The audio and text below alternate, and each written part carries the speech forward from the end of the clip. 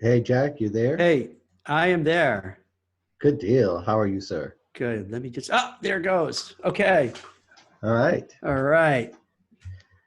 We're in Get this. business, and I'm recording because I want to make sure the recording function Yeah. is What happened last? good.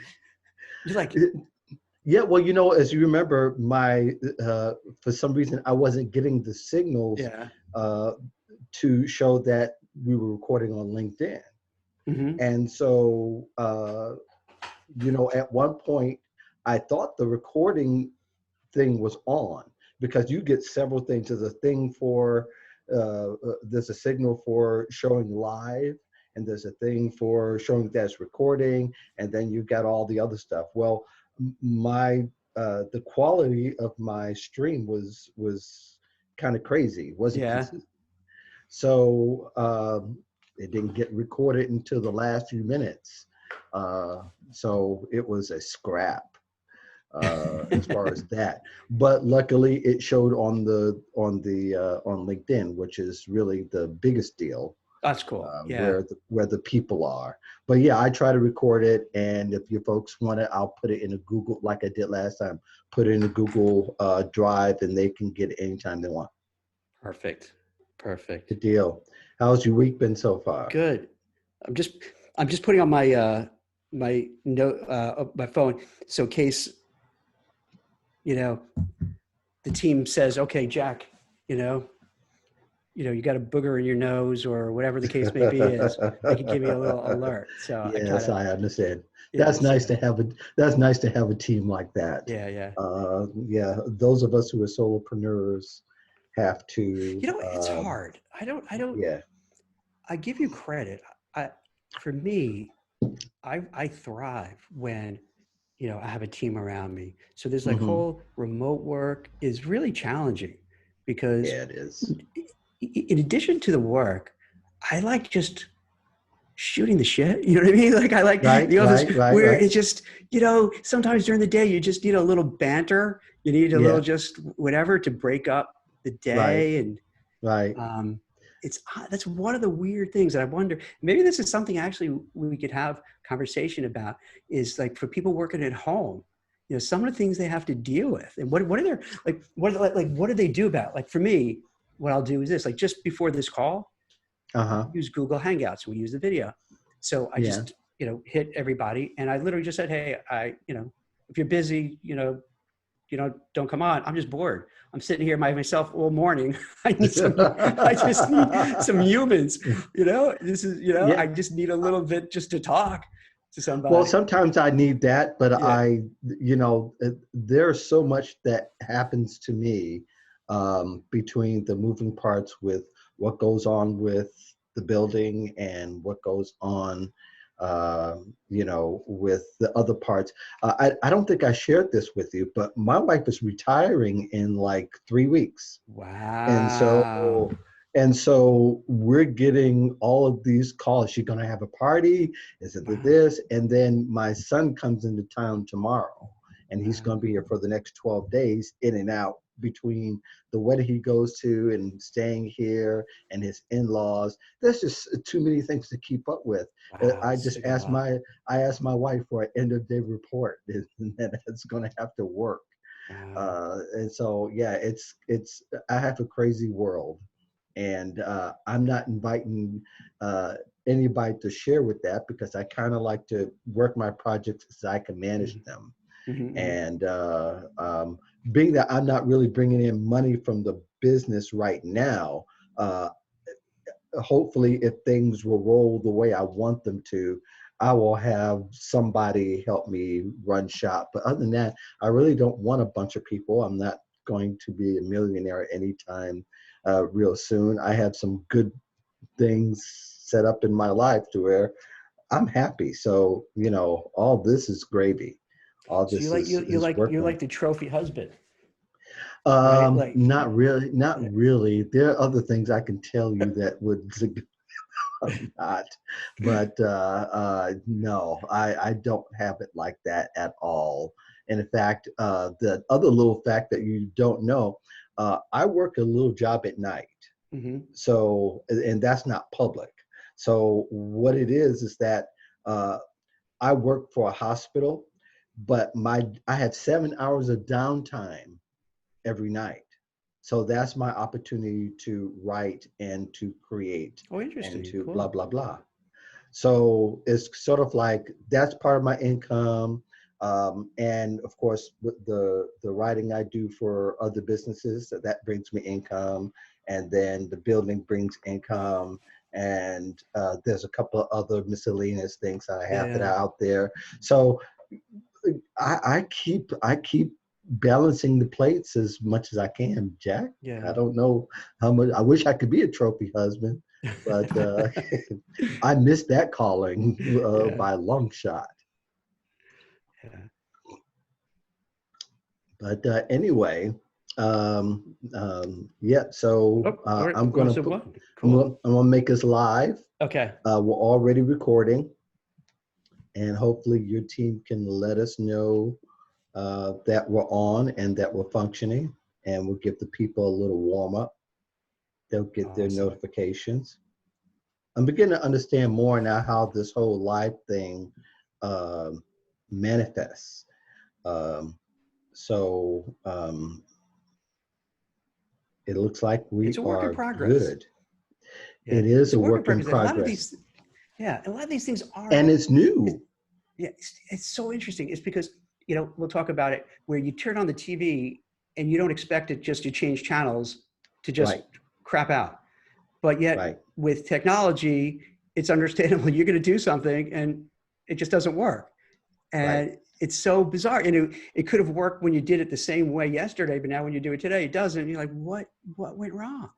Yes, and you sit there wondering what happens, and it's like we've talked before. People have to be people. Fortunately, most people are very patient and very understanding when it comes to that kind of thing. And just want to let if you are joining us, thank you very much. We're going to start the show a couple of minutes. Of course, we have our Yeah. pregame chatter right here. Yeah. So And if you are visiting for the first time, just say hi. I see Amtiaz Ali says hello, guys. And, I have to also revert to my LinkedIn. The software doesn't let me see some LinkedIn users, just as LinkedIn users. So I have to actually go to the actual video and pull down. Oh, that's my friend Mark Miller. Hey, Mark, my colleague and friend and partner in crime, Mark Miller. Have you ever talked with him before? Do I you don't know think so. Mark? No. Sounds familiar. Well, Yeah. Jack. I see him Well, on Jack. Twitter and LinkedIn. Yeah. Well, Jack. Mark. Jack. Hey, hi, Mark. Now you. Nice to meet you Yeah. virtually. Great guy. And as we were talking about, and we'll get to baby boom stuff. Careerpivot.com is his site. He is one of the best guys in the world to work with, especially as a source for baby boomers and for older workers, particularly 40 and over. He has a great Now community of people. I'm a Gen X. Is that okay? Or That's just that's boomers? perfectly fine. That's perfectly Okay. fine. And I can't say enough good things about him. He Oh, has a great. great podcast, quite popular actually. And Christine says, we look great and sound great. Awesome. Thank you, Christine. So, yes, thank you very much. So, um, I am going to be toggling things. And as you guys know, I have a lot of things going on. Uh, and, so if my eyes are wandering, it's not that I have ADD. I have a lot of tech going on. It's funny you say Nicole, that, thank you. Mark.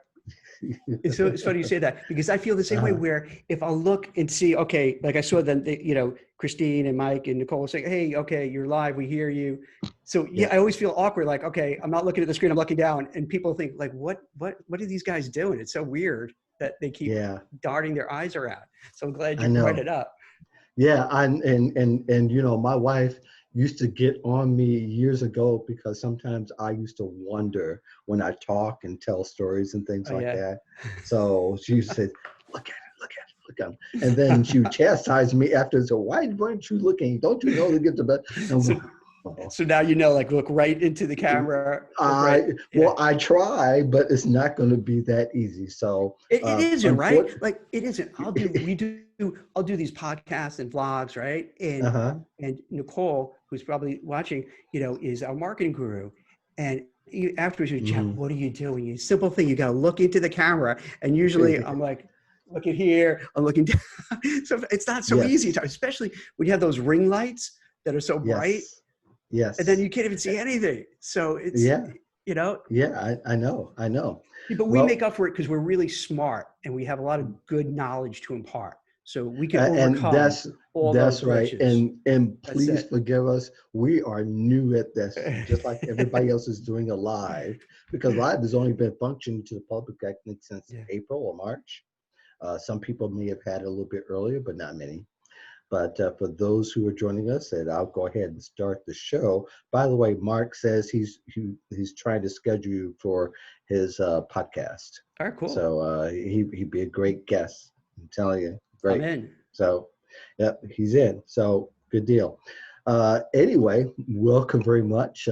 This is our weekly show where we get a chance to give away our knowledge and whatever we can for free. This is for you guys to consume and to have in your archives and to Wait. follow This as is. much I as thought they were possible. paying us for it. Wait a minute. I don't know if this You, makes sense now. What are we doing? All right. you could send an Okay. invoice with the number crossed off if you want. But anyway, thank you very much. We were still searching for a name. I like another title I came across was Job Search Interrupted. We'll see how that That's flies in the interesting. long term. Yeah, I know all of mine are interesting. That usually means not really. You like that code word, right? You're like, oh, Right. oh, that's interesting. Yeah. You know, Absolutely, that's absolutely. it. Across, right? Let's continue with the show. Yeah. My wife Across will do from that. me, Hey, that's nice. yes, Oh, that's that's nice. nice. Yes, Okay. Do you have any yes. other Believe me. ideas, Jack? Do you want to Yes, share? believe me. But you graduate from that from other things. Then you just get this look, and Right, great. and all you can do is say, okay, all right. Uh, So anyway, across from me is my man Jack Kelly. He is the founder and CEO of Recruiter. WeRecruiter.io, Yeah, and because that's spelled that's all the cool kids who have startups. You use that. That's what I That's found right. out. So I got to jump Yes. aboard on that. You know. And that's a good thing. He's also Forbes Senior Career Contributor.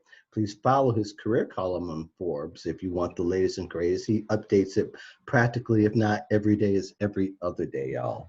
My name is Mark, and I'm the founder of the voiceofjobseekers.com, where there's a blog, there's a podcast, and video channels that I'll lead you to.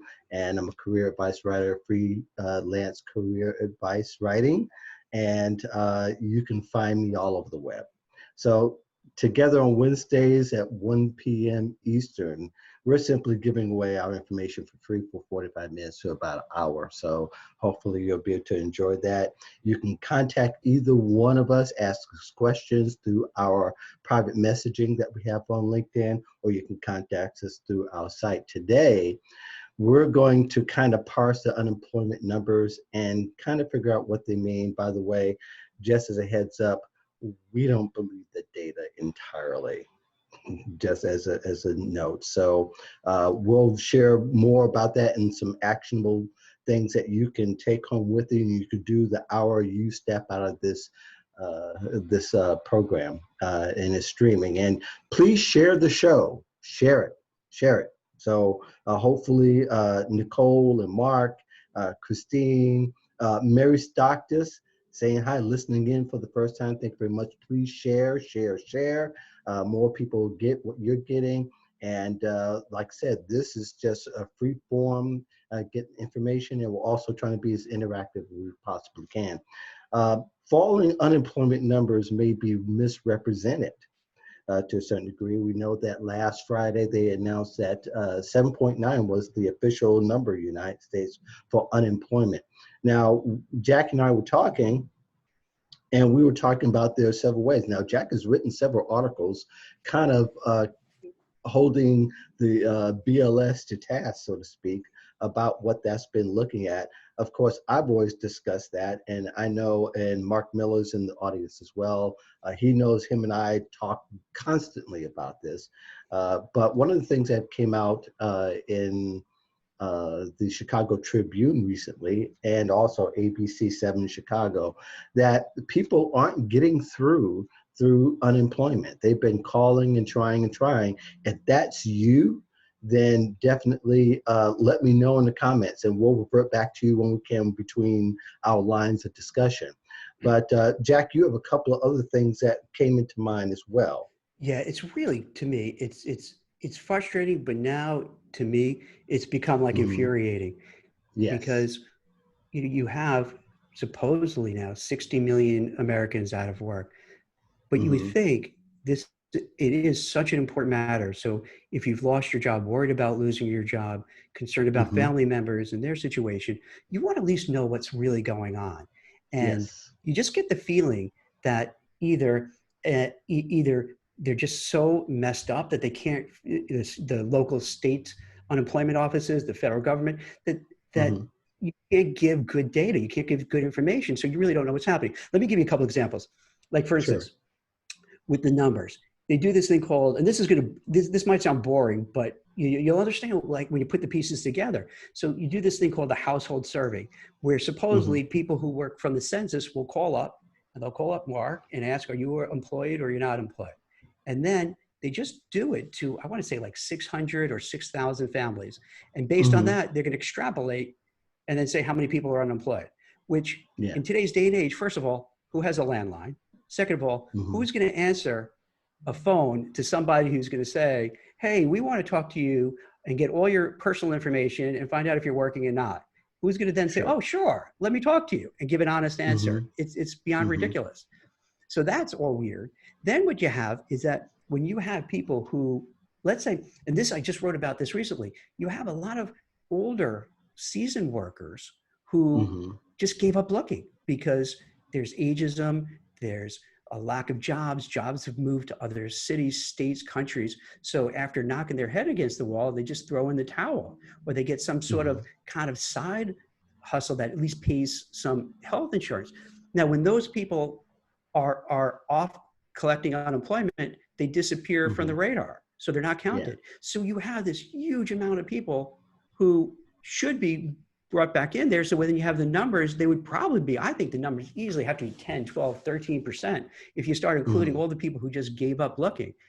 So it Yeah. doesn't show, an accurate reading. And the reason why, to me, it's so important, because if the numbers really were 10, 11, 12, 13, 14%, that would prod the American public to tell to our elected officials, hey, you got to do something. You can't just Yeah. let this go on. And I think if the Hmm. numbers come down, it gives them license to do what happened yesterday.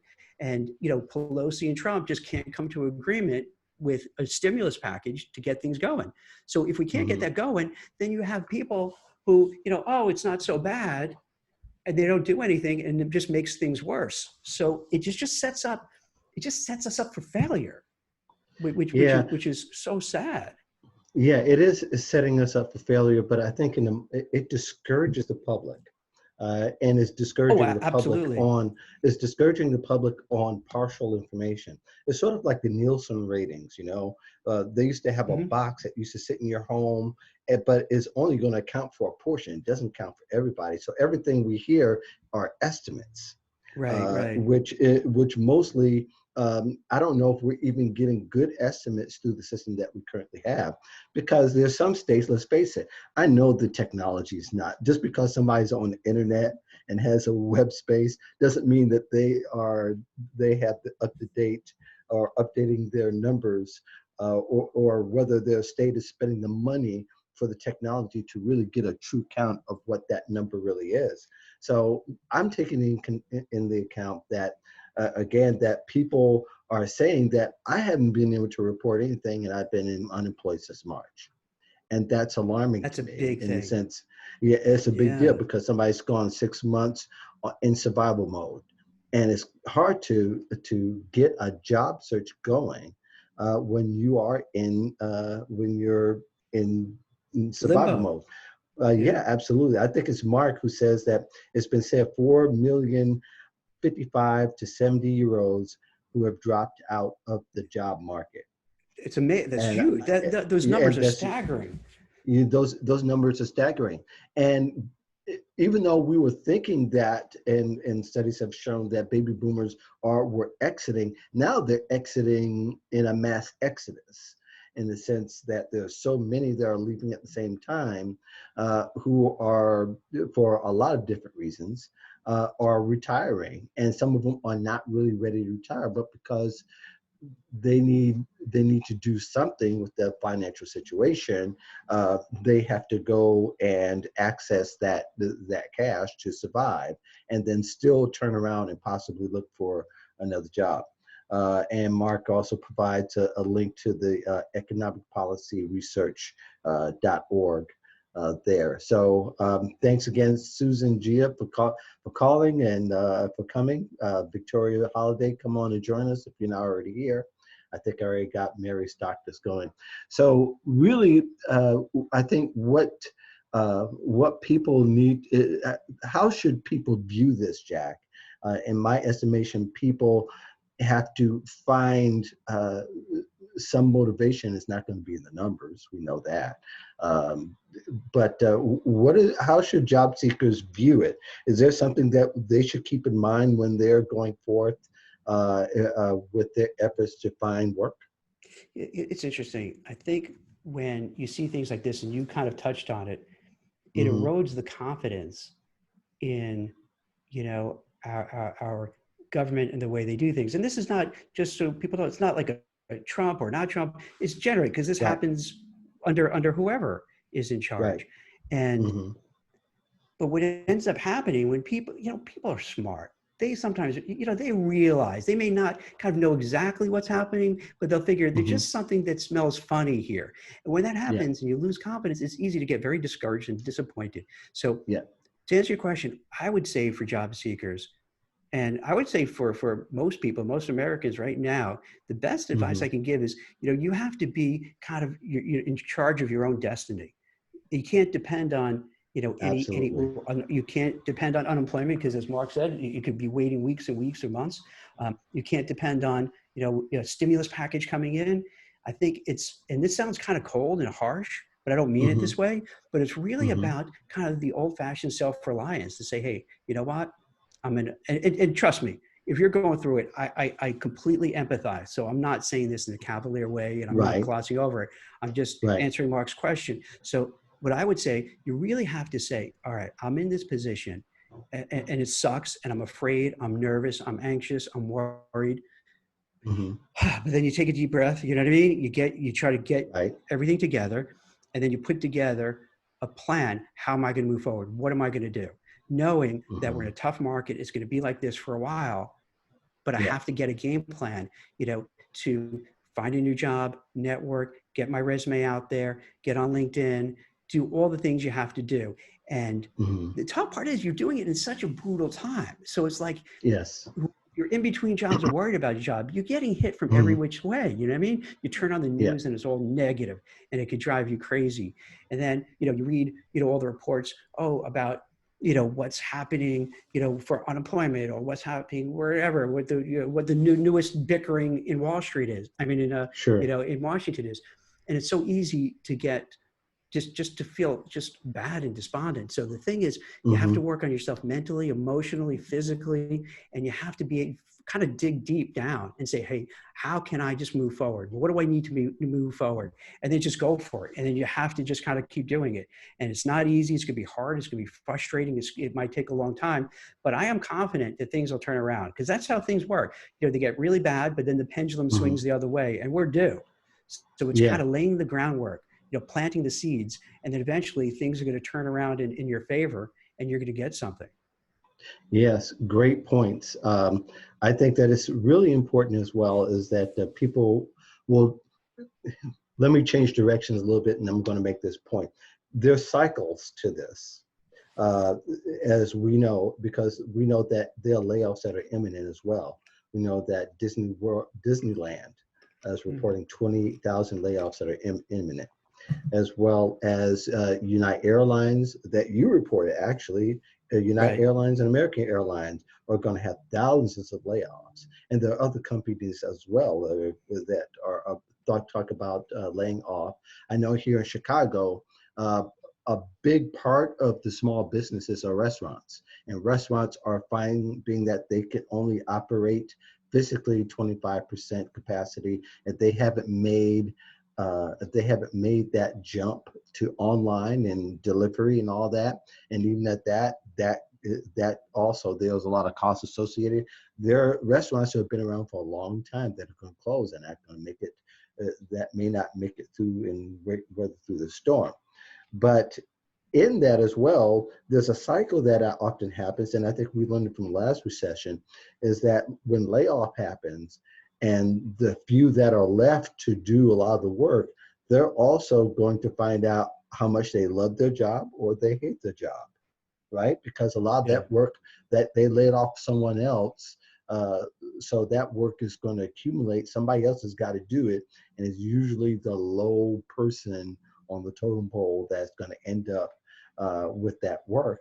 And then they're going to want to change jobs as well. So there's going to be more movement and more competition, not just from people who've been unemployed, but people who are disgruntled and resistant to doing that work for the long term, because they're going to want to change too. So this may not be, is it going to be a great time for career changers? Depends on your industry. Your thoughts on that? Well, yeah, and if you don't mind, if I could just rip up the script for a minute here and go on a tangent. Sure, go for When it. so like here's where I find so problematic in the way things are. So we have Hmm. United Airlines, American Airlines, all these other airlines. Collectively, they got $25 billion, and they'll say they got it from the government, but it's really us taxpayers that are paying it. So they're getting Sure, $25 it billion is. dollars. What happens is, to get that money under the paycheck protection plan, you have to PPP. Uh-huh. retain their employees till the end of September. So as soon as Hmm. October, they can let them go. Right. Now they're going back and saying, hey, give us more money. On the Hmm. surface, it makes sense. But when you think about it, the airlines, if you ever look, they are the worst business to run. I was Yeah. looking it up this morning. There has to be over 100 airlines that went bankrupt over the years, because the Hmm. type of business is boom and bust. And they want $5 billion in what Trump was tweeting about the stimulus. They're going to go. And so what they're going to do is they blow through $5 billion every month collectively. Hmm. They want 25 billion. So in 5 months, they go through all the money. Then we're just going to have to pay them more money, is very bizarre. And with the airlines, what they've done over the years, they engaged in a lot of stock buybacks. Hmm. They gave Right. themselves, the executives gave themselves lush stock compensation. You got Hmm. lots of dividends that paid out. So they really kind of didn't manage it for a rainy day. So Yes. because of their mismanagement, they're going to lay off 35,000 people. Now, Hmm. they put us Yeah. in an awkward spot, because if we don't give them money, they lose their job. But if we give them money, we're going to have to continue giving them money.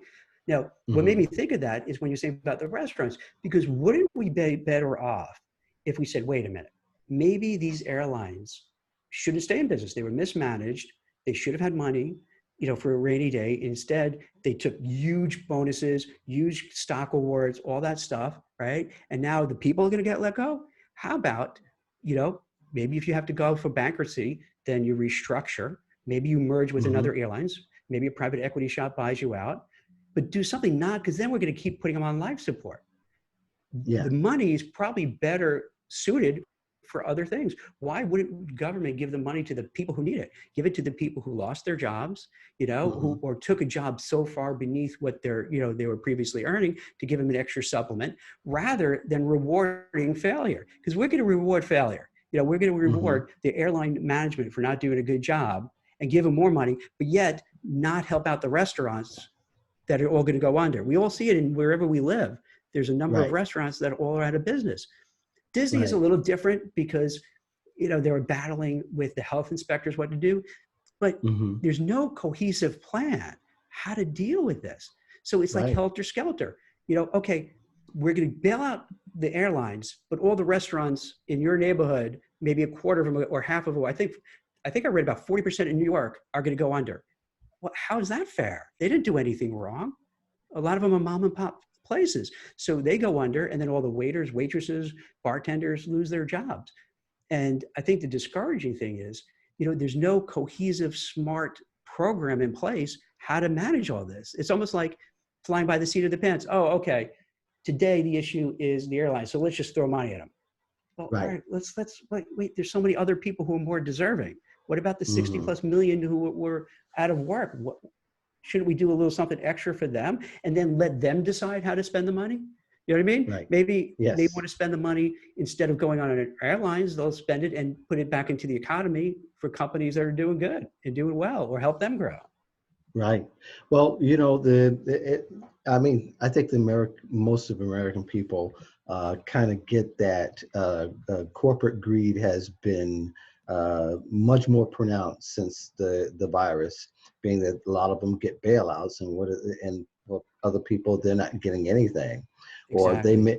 and they're not getting the stimulus as well, and the stimulus would really help if that was it. And I'm not saying the stimulus would help people like me and you who have you know things coming in, money coming in, but the people who don't have money coming in, I mean, there should be something that would be readily available. But all we hear about is how rich people are fighting between themselves for more money than what they already have access to. Just because a company files bankrupt doesn't mean they're broke. And I Exactly. think, Exactly. and that's what we need to internalize in that sense. But for the average job seeker, they're becoming more frustrated And with. you can't blame them, because when they see these things, they Right. realize, wait, this is kind of rigged against me. This doesn't make Yeah. sense. Let's say my business had to close because I was deemed non-essential, but yet Amazon stays open and Jeff Bezos is going to be worth $200 billion. Now, I don't Right. begrudge, and just, for anyone listening, I'm not a Republican or Democrat at all. I don't have any party affiliation. I Hmm. particularly don't, so I could really think each issue on its own without feeling I'm part of a Sure. team. So, Sure. so if you think about it, I don't begrudge him. He's Hmm. amazing for doing what he's done, but it doesn't seem fair that he could, and his company could do well. And I bought stock in it because of that. But Hmm. yet small businesses are deemed non-essential. They close down and maybe permanently closed. Right. How is that? So for average Americans, it just strikes as being totally unfair. And Yeah. there's It no is. sympathy or empathy for a whole swath of people. They just get completely ignored. So, so, Sure. so for unemployed people, it's almost like, it's like you're beaten up all over again. It's like, did this Yeah. have to happen? Like maybe if you allowed my business to be open, I would still be employed because I had a job to go to, but you made it close down and I don't have a job. Well, it makes part of the advice that a lot of people tend to give is say, follow your passion.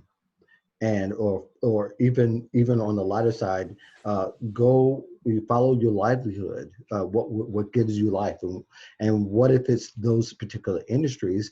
Then people have to feel the weight of, well, I did that and it doesn't work for me, and every time I choose something, it becomes obsolete or it becomes non-essential, um, and it becomes a frustrating part of their career path. Everybody goes through it. That's understandable. But at the same time, um, people are looking for the government to at least provide a little bit of hope in that kind of way. And I know we can kind of even wrestle with the idea of, again, going back to the numbers and what they really mean. Ultimately, and I think Christine has said it in the comments, she says that I would not pay attention to the numbers if unemployment data is inaccurate. That could serve a deterrence to job seekers who are under the impression the job market is better than what it is. They're left wondering, if hiring has picked up, then why am I still jobless? See, And I that's the think that's thing. See, and that's that's the the and thing, that's the Mark. thing. Because, Yeah. like, I think if they gave real accurate numbers, right? You can't have Hmm. like the Nielsen, surveys and then extrapolate, from 100 people what everybody's watching on TV. You Right. can't ignore, as Mark mentioned, all those people who left the job market. What do you say? 5 million people not on their own accord because they just couldn't get jobs, and then pretend everything is fine. Because then you look at the numbers, well, they're not so bad, so we don't have to do anything. But Right. if you had 10%, 12%, 13, 14, 15%, whatever the real number is, then they would have no choice but to act and do things.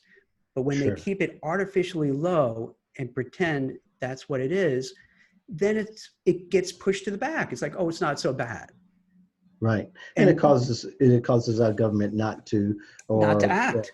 not And to that's the act. They're saying problem. So that they people, don't act. Is that like everything will they be should act okay like it's an now. emergency. You know what I mean? They're Hmm. not like they should act when you have so many people out of work worried about work. They should treat it just like you have to treat COVID. That this is a big thing. This is an Yeah. important thing. This is going to ruin lives.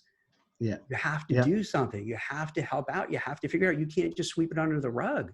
You have Right. to take care of these people because these people, it's not their fault. It's not like people did something wrong Right. at work and they were let go. It's completely out of their control. So why Absolutely. should they be penalized? And Yeah. Why should it's, people be yeah, collateral damage? exactly. Or why should they be part of what's expected as a result of an economic downturn? Just think about it, Mark. Think about it. If let's say it's a different country, right? And you have a different country Right. and you find out that the real amount of people who are unemployed are about 15% or even higher. Hmm. And then Yeah. you have to figure out there's another probably 5-10% that are very underemployed, taking jobs Hmm. just to squeak by. Yeah. You would think that country, oh my God, they got to do something. This is really bad. Hmm. You have 25% or more of the population who is not working or really working far under what they should be working at. We got Hmm. a problem. We got to fix it.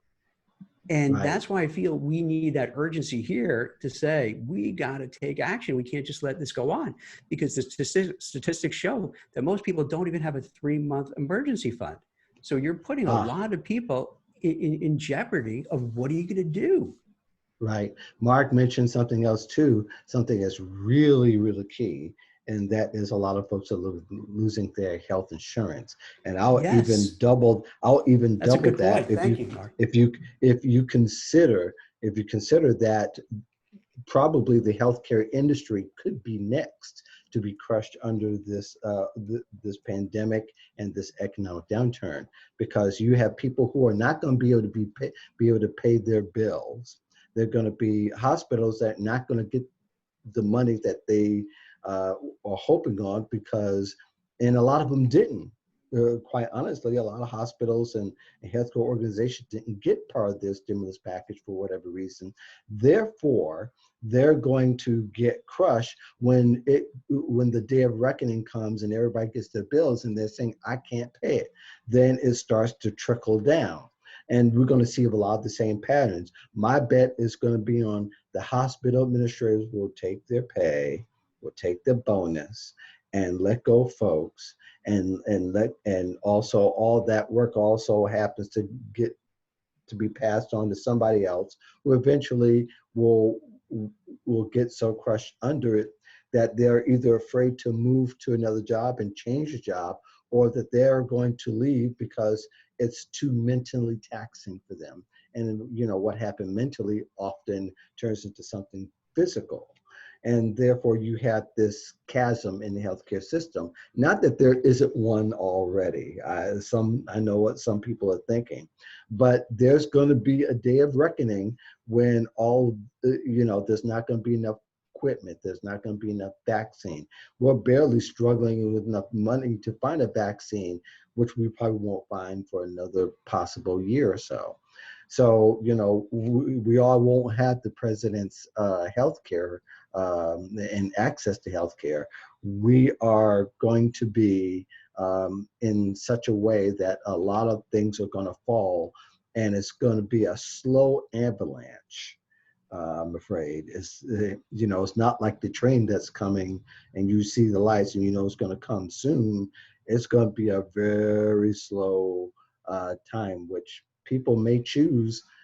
Well, I'm not making the bills are going to have to go. I got to have lights and food as opposed to health care insurance. I never thought of Yeah. those. That's scary to think It is about. And it is scary. and while you're It talking is about it, scary. I Yeah. was kind of also thinking all the other ripple effects because Hmm. if you're not working, you're really not finding appropriate work, or you're not earning what you used to earn because you just had to get a job just to have a job. How Right. can you pay your rent? How can you pay your mortgage? And then what's going to happen to the whole real estate industry? You know, you can Hmm. see commercial real estate. You can imagine with all this working from home, people don't want to commute into these big cities.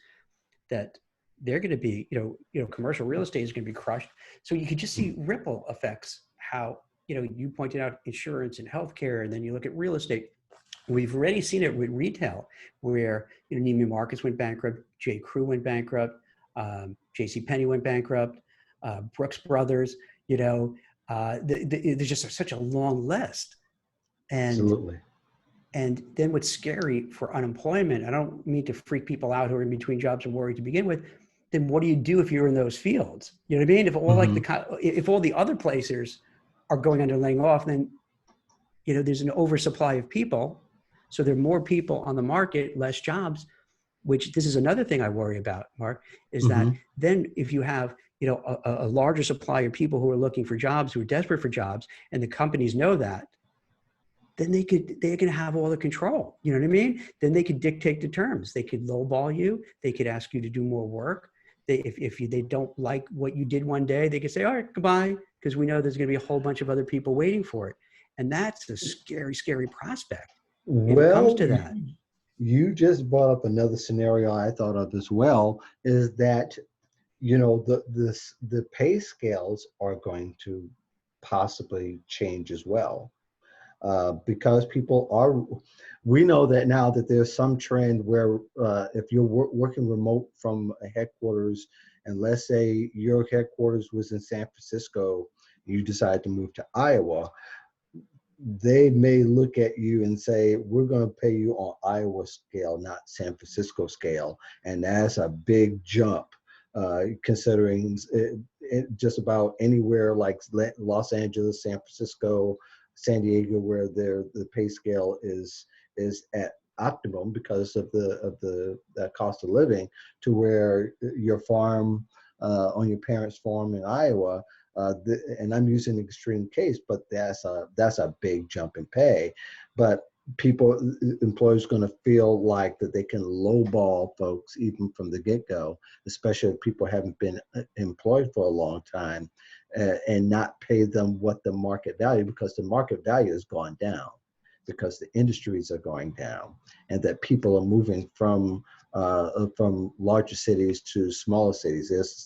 There's a survey which showed there was a mass exodus to Florida for a lot of different reasons. That's a very interesting topic of discussion for another live stream. But all in all, to say that uh, there's going to be a lot of changes. People aren't going to really anticipate as much.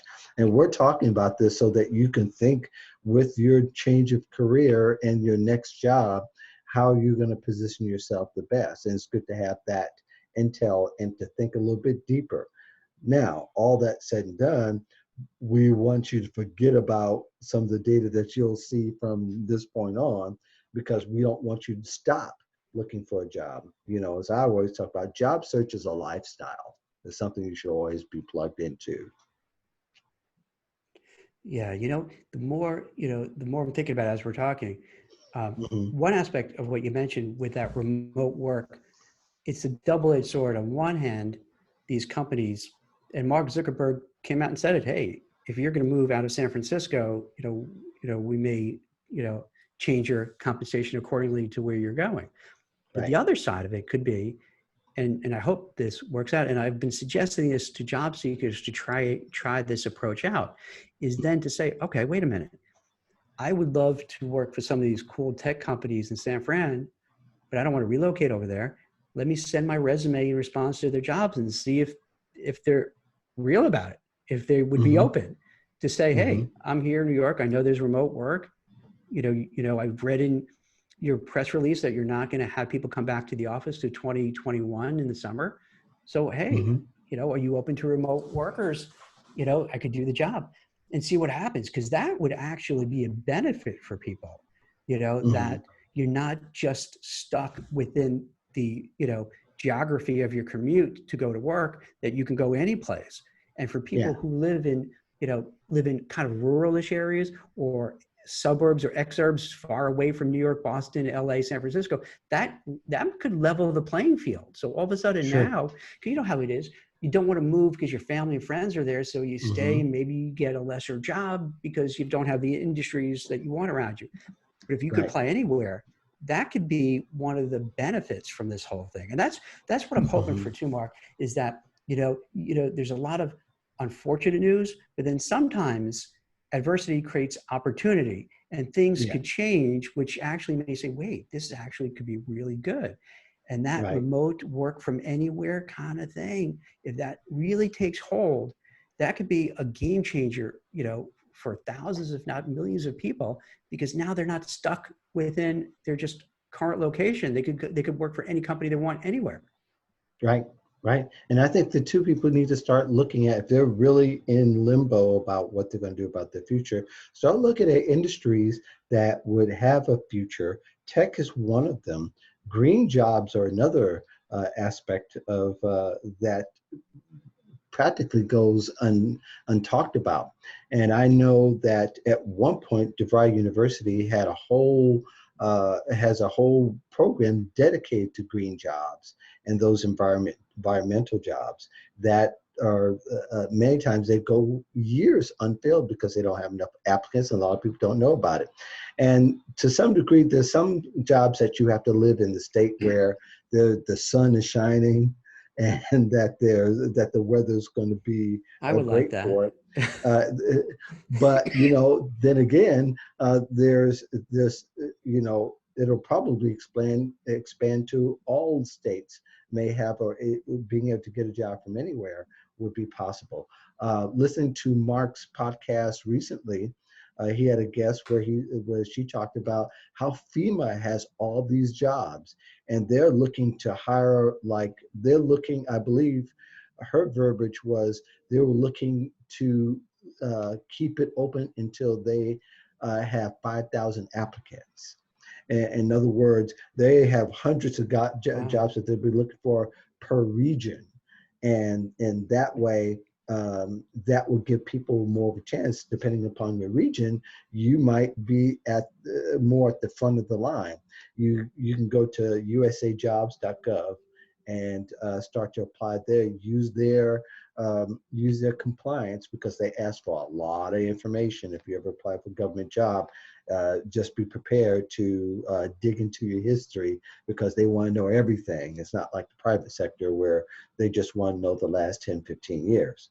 But all in all, start looking at those untapped areas where people are not going or not talked about, and start to try to even get referrals. And referrals matter everywhere. Referrals can get you to the front of the line, and in some cases may be able to get you hired a little bit quicker than if you applied to a job board. And job boards aren't all bad, but they don't make you competitive. And that's why you'll hear a lot of coaches say, don't depend on the job board.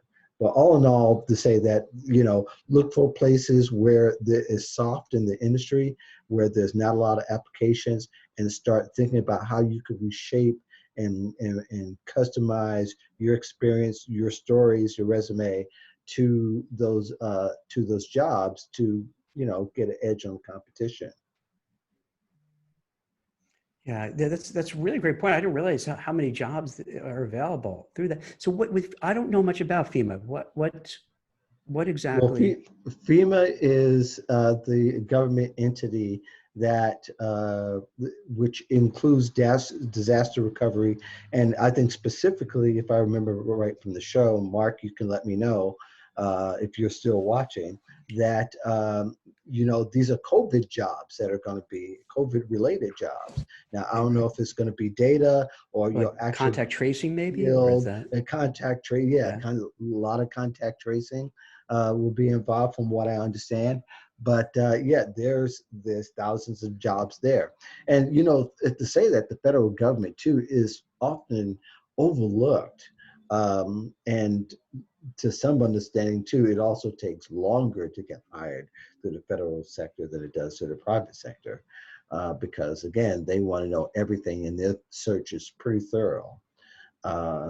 But considering that, yeah, that's what FEMA actually does. So there's government in it, they're paid by the government. If there was disaster recovery, FEMA's part of that, and they have some other arms as well. Yeah. All right. That's interesting. So there are lots of ways. You know what I mean? It's like sometimes when you kind of dig deep, there are these opportunities, these different Sure. roles. Hmm. You know, just to circle back, I think for one of your initial questions is that, you know, for what people to do, the more we're talking about it, I think to me, the bottom line is this. You know how you look at, you know, what we used to view, you know, the American character, the American people is like, we'd say self-reliance, you know, picture, you know, you're getting from the East Coast, you're packing up all your stuff in a wagon, you have your horses that are taking you into, you know, I can't even fathom doing that. You know what I mean? Going through the whole country towards California, not even knowing what you're going to go, what you're going to do, but they're doing it to get a better life. Think about all the Hmm. people who immigrated to this country, right? People from all Right. these different countries around the world who don't know the language, who don't know anything about us, but feel, you know, hey, America is a land of opportunity. And they took the Hmm. chance to come over here. And man, that is scary as hell to do that, to go to a place you don't really know, you don't know people, and you're going to start from scratch. Yes. That it's kind of believed across, the world that, hey, this is a place, if you work hard, you know, if you do your best, you at least have a chance to succeed and to do well. So I Hmm. think maybe, and I didn't think this through, so I'm just saying that, you know, thinking out loud with everybody here. So, Right. you know, don't get, you know, don't beat me up about it. So Right. it's almost like maybe we have, maybe in a way, we've become too soft. You know, we become too complacent. You know, everyone has their smartphone, and we have Netflix, and we have Amazon, and all that kind of stuff. And, you know, we lost that grit, that determination. And maybe, you know, the expression tough times make tough men Right. and women. It's almost, maybe Hmm. that's the advice I give myself. And I think my kids, and I would suggest to people who are in between roles, the same thing, to say, hey, it's this kind of time where you have to kind of say, all right, it's up to me. I got to make stuff happen. Hmm. It's scary. It's tough. There's uncertainty. You don't know how things are going to play out, Right. but you have to somehow dig deep and find the courage, the strength to say, I'm going to get through this. And not only am I going to get through this, I'm going to get through this and come out on the other side better, Right. stronger, smarter, maybe having even a more awesome job. And I'm not saying Hmm. this lightly, because I know how hard it is to do. You know, Hmm. dealing for 20 plus years with people who are seeking new jobs, I get it's not easy, even the best of markets. But I think this might be the ethos of where we are now. It's one of Right. these things where it's this old school resiliency, self-reliance, grit, determination, and just to get through it. It's like, we'll talk about football every once in a while before we go live. Right. It's the equivalent of that game where you just, you know, it's like, you ever see these games like in Minnesota where there's snow and ice and it just, and you're just Hmm. muscling it through for 2 yards, and then you're Right. grinding it through for another 2 or 3 yards. You know what I mean? Hmm. And you're just pushing and pushing and pushing forward. And as you're doing it, you're getting beat up. It's cold, it's freezing, you know, but you keep doing it.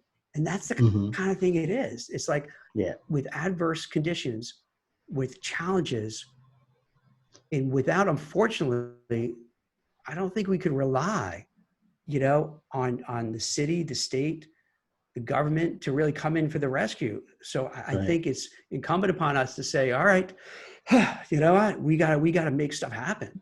And it Yeah. sounds kind of cold, but I don't mean it that way. I mean, I would say, I would almost look at it almost as if it's a way to challenge yourself for greatness, you know, to make something happen. And at the very least, you can look yourself in the mirror and say, hey, I gave it my all, even if it doesn't work out. You know, I did everything I can, and I can't regret, you know, the decisions I made during this pandemic, because I tried my hardest, tried everything to move forward. And if it works, great. If it doesn't, maybe you learned a whole lot of things, and eventually you will. Right. Right. No, I really believe that we are in a time where people will have to be more resilient. and the people will have to keep hanging in there as much as they possibly can, because it's going to be rough, and we're not going to get through it right away. But one of the things that people should start doing is start setting themselves up for success as they may have to find, like we talked about last week, you may have to find that bridge job, that job Yeah. that's going to carry you over. You may have to do some financial juggling just so that you can survive. But all in all, it can be a time that you can learn a lot about the job market as well. Take in that intel, take in those rejections, learn what it's getting you rejected, and learn what's going to make you more successful in the future. Um, you know, Employers don't change the way what they look for because of the pandemic. They're gonna stand still till they get what they want for the most part, but they may create something else. So creativity is going to be a big part of that solution as well. People are going to need to be more creative to get the attention of employers.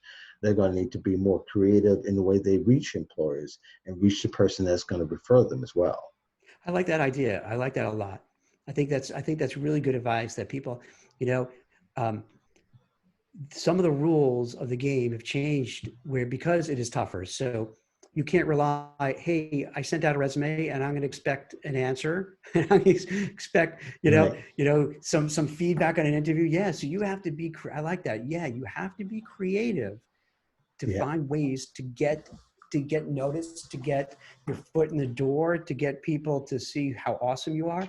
Yeah. Mhm. And I like also what you said, Mark, too. I think there's a lot to it, that it's looking for a job is more of a lifestyle. So yeah, I think moving forward, even when we get through this all, it Mhm. seems how technology is advancing so quickly, artificial intelligence, robotics, Mhm. changing fast. So I think people have to be fluid in the sense Yeah. that, your job may be safe and secure today, but then you got to look around where are things going? Where's the puck going? I want to get to where the puck is going and Right. not get caught off guard. So fortunately or unfortunately, I think even putting aside the pandemic, moving forward, it seems that everything is driving us with technology and Mhm. software and AI and robotics, as I mentioned, that's going to disrupt a lot of industries. Yes. And even if you're working, even if you have a great job, it almost feels like you got to keep your eyes open and be aware of what's happening so that you're preparing. And no matter how well you're doing, how much money you have in the bank, it probably makes sense. And this goes back to your earlier question, what to do. I would Mhm. suggest you start working on a plan B and then even a plan C or D, because And who could have predicted what's going on now, right? Like, right. who would have predicted this? So who knows what will happen in the future? So you always have to kind of be prepared for what life is going to throw at us. Yeah. Yeah. I really truly think that uh, we're looking at a life now where, and we've talked about before that, people are going to change jobs more frequently than Yeah, they ever have absolutely. before. Absolutely. It's, you know, some people, I'll say for me myself, have had 15, 20 jobs in their lifetime.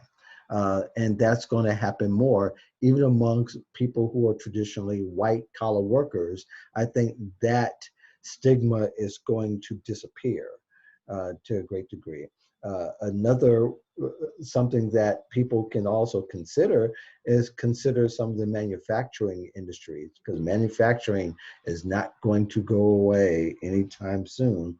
In fact, it might be even the underdog hero in this economy, where people can actually, if that white collar job has an expiration date, there's a blue collar job that's possibly waiting. Even manufacturing, even trade jobs. Trade jobs are also something that people can consider, and some of them play really, really well. Their trade jobs, even when you start from the get-go, start at about $60,000 a year. And no telling where that may go as technology advances. And I would say even it helps to even be a creative. If you're creative with even the smallest things, that can play a big part in what that looks like in the future. But all in all, that yeah, if you're keeping job search as a lifestyle, you've got your eyes 12 feet ahead driving on the road. And that gives you quicker reaction time when something should come to obstruct your vision or obstruct the road. Then you can swerve. That's going to be a really important element. But there's no way that you should settle anymore into a career. Uh, even if something won't last in the same spot for 5 years. And to a great degree as well, if you're not updating your technology skills every year to some degree, um, that you are going to be way behind when you have to start a job search if you're not involved already.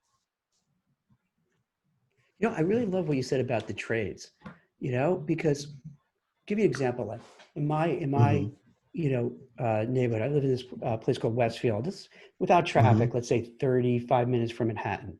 And Hmm. I would say in the high school, about 98% go to college right afterwards. And if Hmm. somebody is going into the trades, they're like, oh, why is why is Mark going in? Huh, why is he doing that? What's up? It's Right, it's right, whereas those jobs, uh, like you said, electrician, carpenter, plumber, they pay well, they do well, and then you don't worry as much because you always need them. Think about it. Whenever you need a contractor to do work in your house, how hard is it to get the contractor to come there and actually do the work because they're so damn right, busy? And right. as a society, and this is where I think is a failing. The society, we kind of look down upon it. We don't want to admit it, but a lot of white collar professionals look down upon it. Like I got to tell you, if my kids didn't have academic aptitude, I would say, hey, Hmm. why not go that route? I'd put up the money and then go into let's say whatever trade, and then let's say you start out as a plumber, and then Hmm. you get one truck, and then you get another truck, and then you're not doing it anymore. You have a whole fleet. Right. There's and that's something that a lot of it technology can't take away from an electrician, Hmm. from a plumber, from a Right. carpenter. So yeah, so that's an option we kind of collectively kind of say, I don't know. But if you have the aptitude, I have no aptitude for that. I'm the worst. But it's Yeah. all my fault. Because when I was little, my dad would try to Uh-huh. show me all this stuff. And then me and my brother would just horse around and he'd get mad at us. And then he'd Right. be and every time we do something, he's like, just get out of here. I'll do it myself. And as a Yeah. result, I never really learned to be very handy. So, Yeah. but Yeah. I failed that test too. But if you are handy, that could be a really, good direction.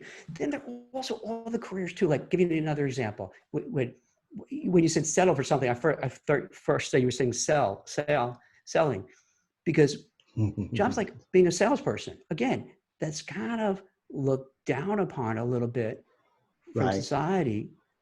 But if you're a good salesperson, you're going to make way more money than an average worker Because you write because your own it's not checks. easy to sell. Yeah, because you're on Yeah. commission and it's not easy. So there are, and then again, this goes back to what you say about unemployment. Maybe it makes sense to start revisiting things that would not be on your radar to say, maybe I Yeah. should, you know, Hmm. sell insurance, cars, homes, software. On my recruiter directory, there's a lot of these recruiters that specialize in placing salespeople, but these are for like big deals, big software deals, big companies.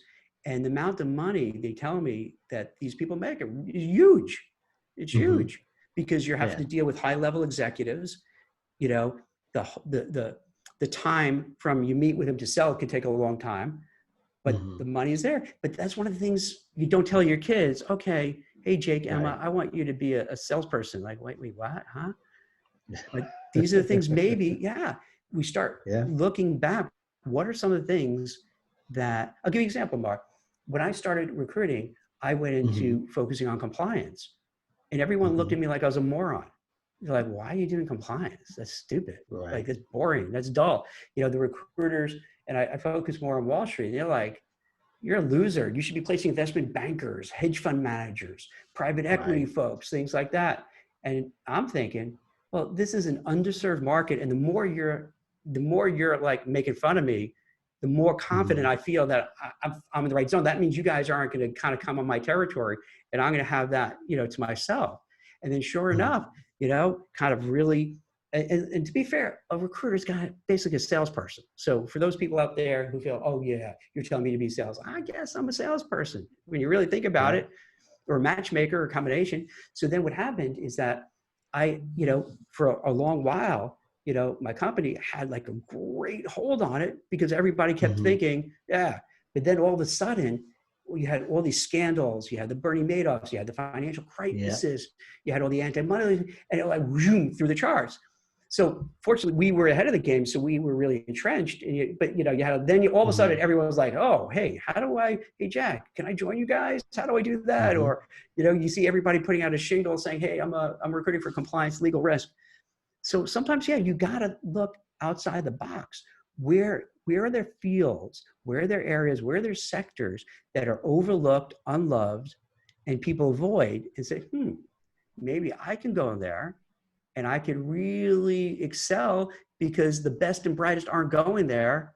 And maybe I'm average to maybe a little above average. So then I could be a rock star. So I think it's Hmm. one of these things that, yeah. And listen, when I say that, it's not disparaging, guys, that's what I did. Like, all right, let me Right. try doing that. And then, yeah, Right. so start looking where people aren't and see those opportunities. Hmm.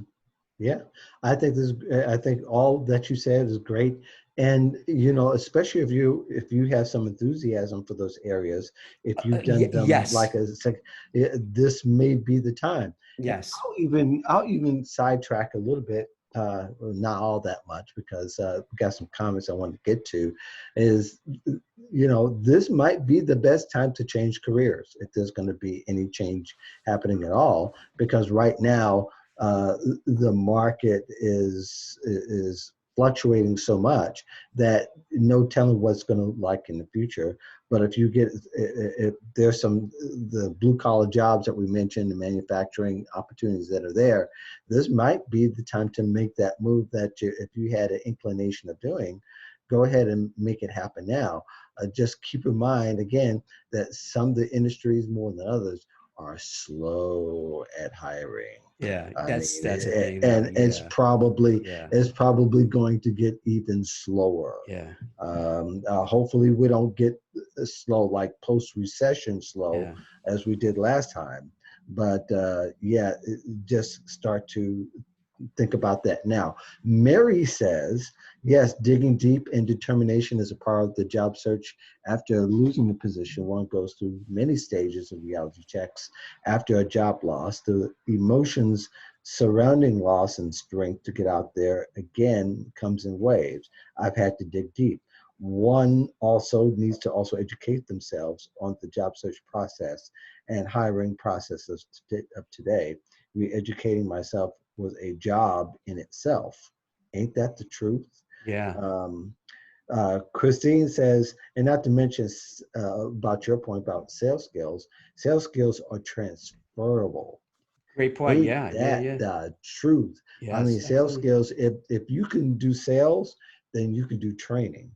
If you can do sales and training, there are so many other things that you can do because you're used to rejection, Yeah. You right? get used to it after You're a great. while. Yeah. So you're resilient and you're persistent and you're willing to be patient with people. All those great attributes that come along with great salespeople. In a positive sense, because like you said, people say sales, but sales builds a lot of character that you wouldn't get anywhere else. Oh, yeah. You have no idea how much rejection I've got over the years. Yeah, yeah, I've had quite a bit of that. I've done Yeah. sales, yeah, Yeah. and even though it's not fun, you do build a lot of resilience and some resistance because people tend to give you excuses, and you've got to be able to wade through it all. You know, Mark, there's So something else too. go ahead. Can I just introduce for, Sure, we got a few more see, minutes, so we and, can. So and I if just you want to, all want to comment, go ahead. I'll be Go really quick ahead, and then we Jack. can do the comments because this kind Okay. of, you know, goes on top of what you were saying before. For people who are looking, and if you are looking for different type of roles that are a little outside of what you've done or Hmm. what may seem a little, you know, like we said, trades or sales or what have you, I Right. think during this COVID time, collectively, people feel, hey, this is the time to experiment, to do different things, to try different things. And it's cool, Right. it's okay. So if you Hmm. succeed, great. If you don't, I think everybody, once this is over, will look back and say, oh, I can see why. It was, during the Hmm. COVID 2020. And you know what? You tried it. Good for you. Good that you tried. Kudos that you gave it a shot. So whereas in other markets, I think people wouldn't judge it, would probably judge it more harshly. So now's the time to give it a shot and try it. And Right. if it works, great. If it doesn't, you have a story to tell when you interview. Hmm. Sure. And yeah, and I think that's you brought up a great point too. Is people need to also start gathering the stories, not just for the employer to tell in those during those questions, but also to tell yourself and remind yourself of those times where you were resilient, that you got Yes. through, let's say you got through a company downsize and that you went from a 10-person team to a 3-person team, and that you're able to get through the work and that you're able to distribute it elsewhere. All those kind of stories that makes you feel, tell them to yourself. And of course, then you could tell them to yourself, then eventually you can sell it, and use it as a selling point for yourself in an interview. And those times where people ask you why you do what you do, you can recall that and keep them at the front. Maybe even have some index cards that are reminders, like the places where you look in the mirror, like in the bedroom, the bathroom, and maybe another part of the house, where you can remind yourself of all the things that have made you get through really tough times, because that's going to be the thing that's going to keep you inspired and keep you going in a time when news isn't all that encouraging. That's interesting. I like that idea. I like that a lot. Yeah. So I think we are going to start to make close down here. I'm glad we're able to have some good tech this time. Yay. Right. Yeah. We're getting better at Closing it. thoughts. Yeah, closing thoughts That's familiar for the people listening for, or for both. you. For you. Uh, Closing, Closing you know what? The thoughts. more I think about it, Mark, the more, like, as we talk, it really boils down to this. This is unprecedented time, to use a cliche that you hear Hmm. way too often, but it's a Yeah. time where you, I would say, don't feel bad about the situation, but of course you're going to do it. But because everybody in some way, shape, or form is miserable. Hmm. It's Yes. worse when you have a good economy and you're not doing well and everyone else is. It's like, that's a bummer. But now we're all in the same boat to different degrees of unhappiness and headaches and aggravation. Sure But it that being is. said, there has to come a time where you have to pick yourself up, dust yourself off, and say, hey, I got to do something. I got to make something happen. I can't Hmm. rely on anybody else, and just go forward. And going forward, Yeah. you're going to be met with rejection, door slammed in your face, problems. But if you have that thick skin and you let it bounce off of you, you'll succeed. I don't Yeah. know when. It could be next week, next month, 2 months from now. But if you keep trying, Hmm. right? A Right. big part of the game is just being in there. So if you're in there and you keep trying and trying and trying and trying, and then Hmm. tweaking what you're doing to get better and keep going and keep moving, eventually something will break. Something break. The Yeah. harder you work, the luckier you get. You know, if you keep Hmm. at it, somehow, some way, have faith, something will break your way. Yep, yep. And we want to play a part of that as well. That's why we keep doing these Wednesday shows, which reminds me, this coming Wednesday, I won't be able to be on the show. I don't know if Jack is going to be able to hold down the fort by himself, or he may move on.